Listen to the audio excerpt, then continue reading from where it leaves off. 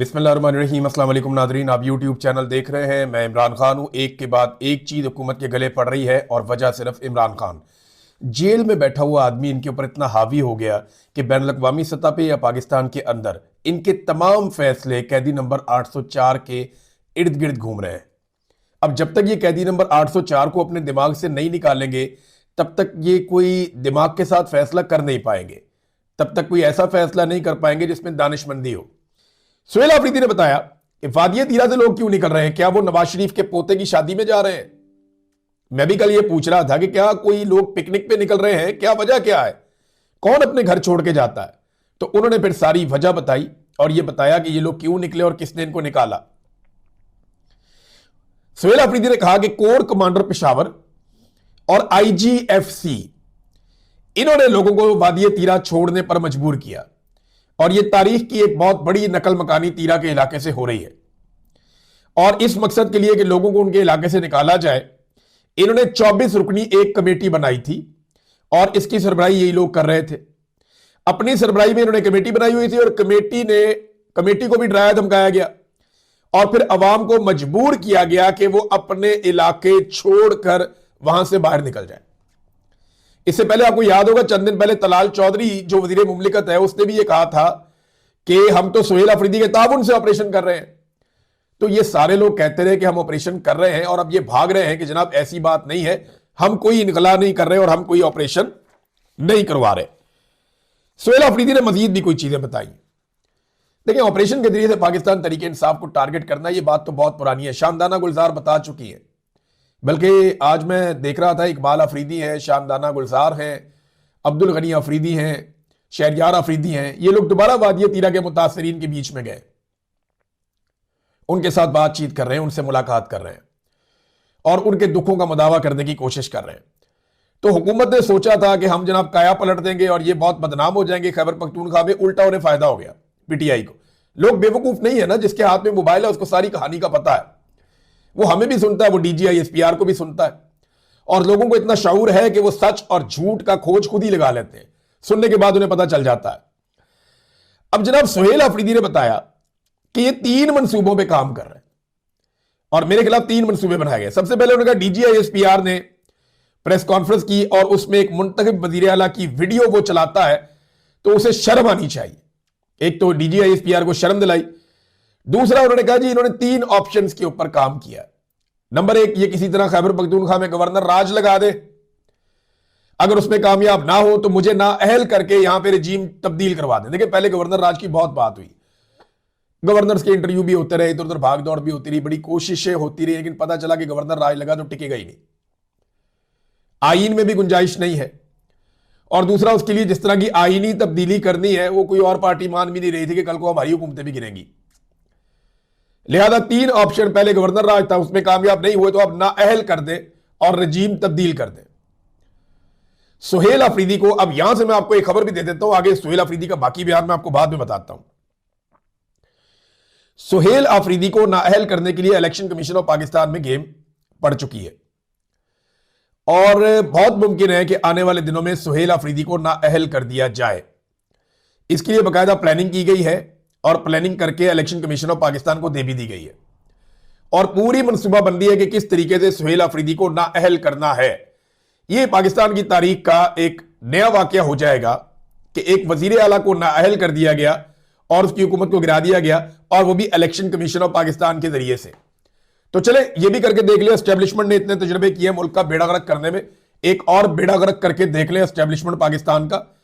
इस घूंट को भी पी लेगी कौम, लेकिन ये सारा जहर कौम वापस इनको पिलाएगी। ये वक्त आएगा, इनको ये हाथों से लगाई हुई गिरे इनको दांतों से खोलनी पड़ेगी, इनकी ऐसी की तैसी फेर देगी पाकिस्तानी कौम। मैं जानता हूं पाकिस्तानी कौम को ताखीर जरूर हो सकती है, देर जरूर हो सकती है, लेकिन वो इनकी गुलामी के ऊपर कभी भी सर नीचे नहीं रखेंगे। और जो मैं बार बार कहता हूं ना तंजन के अपने बच्चों को अच्छा गुलाम बनाए, मुझे पता है ये तीर कहां पे जाके लगता है। ये जो नाअहल करने का मामला है इसके ऊपर काम चल रहा है और इसमें कामयाबी का इम्कान भी जनाब उन्होंने कहा जी बहुत ज्यादा है जी, हम करवा लेंगे नाअहल। प्लानिंग तो कर ली गई है। अब इस वक्त जो है वो खैबर पख्तूनख्वा भाई पाकिस्तान तरीके इंसाफ के 3-4 लोग वो पर तोड़ रहे हैं कि वो वजीर आला बन जाए। उनमें से कुछ तो इस वक्त वजीर आला के बहुत करीब भी है बंदा। अली अमीन गंडापुर को उम्मीद है कि दोबारा फिर उन्हें वजीर आला बनने का मौका मिल जाए। एक दो लोग तो अपनी सीवियां लेके भी फिरते हैं और इस्लामाबाद में अपनी सीवी के साथ पाए भी गए हैं। यानी उन्होंने बड़ेगर को पैगाम भी भेजा है कि जनाब सुहेल अफरीदी बहुत सख्त आदमी है, अगर बाद में कुछ हो तो हम अगर थोड़ा सा सख्त बोलेंगे, थोड़ी सख्त बातें करेंगे, आपको वो बातें नागवार गुजरेंगी, बर्दाश्त करें, हो सकता है कि हम वजीर आला बन जाए। तो इस तरह के लोग भी फिरते हैं मार्केट में। बहरहाल अभी तो फिलहाल सुहेल अफरीदी वजीर आला है और यूथ उसके साथ खड़ी हुई है। अच्छा, अगर नायल करने में भी कामयाब नहीं होते तो सुहेल अफरीदी ने यह इंकशाफ किया कि फिर सुहेल अफरीदी को मार दिया जाएगा। यानी अगर ये गवर्नर राज नहीं लगा पाए, वो तो नहीं लगा पाए, ये सुहेल अफरीदी को नायल करवाने की कोशिश कर रहे हैं, अगर ना कर पाए तो फिर सुहेल अफरीदी को मार दिया जाएगा। ये सुहेल अफरीदी ने खुद अपने मुंह से कहा है। और वो ये नहीं कह रहा कि मुझे तालिबान मार देंगे, वो ये भी नहीं कह रहा कि मुझे अफगानिस्तान से आके कोई दहशतगर्द मार देंगे। वो ये बता रहा है कि जो लोग उसको हुकूमत से ओहदे से हटाना चाहते हैं, जो उसके वजीर आला बनने के खिलाफ थे और उसके वजीर आला बनने से पहले DGISPR पेशावर पहुंच के एक प्रेस कॉन्फ्रेंस कर देते हैं, वो लोग यानी DGISPR और पाकिस्तान के army chief field marshal Asim Munir, ये लोग हटाना चाहते हैं सुहेल अफरीदी को। तो फिर सुहेल अफरीदी ने कहा कि मुझे फिर इसके बाद मार दिया जाएगा। तो ये इशारा भी इसी तरफ है, ये अगर कामयाब ना हुए तो मार देंगे। सुहेल अफरीदी ने एक और बात बताई, ये बड़ी अलार्मिंग है और बहुत बुरी बात है, बिलो द बेल्ट है।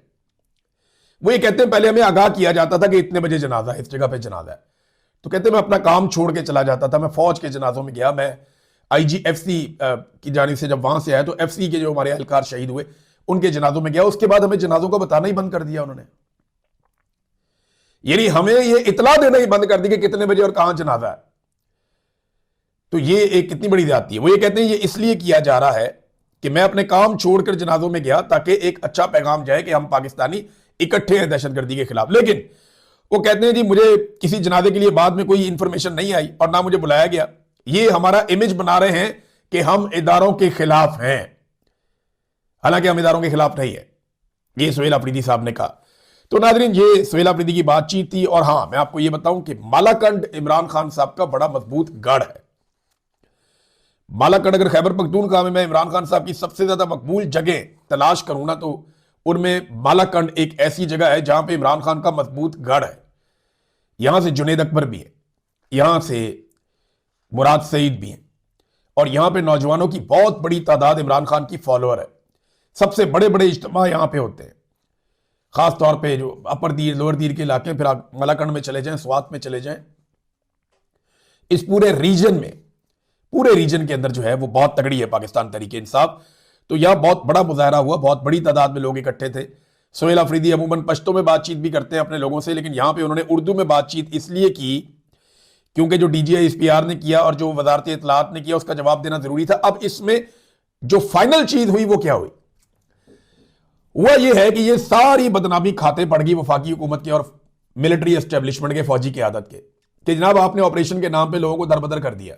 अब नंगे पांव बच्चे हैं, रुल गए, बर्बाद हो गए, वो बेचारे अपने घरों से बेघर हो गए। जब उनके मनाजिर आ रहे हैं, इससे पहले नहीं आते थे ना, इससे पहले पाकिस्तान का मीडिया, सोशल मीडिया नहीं दिखाता था क्योंकि पाकिस्तानी ऑपरेशन के साथ खड़े होते थे।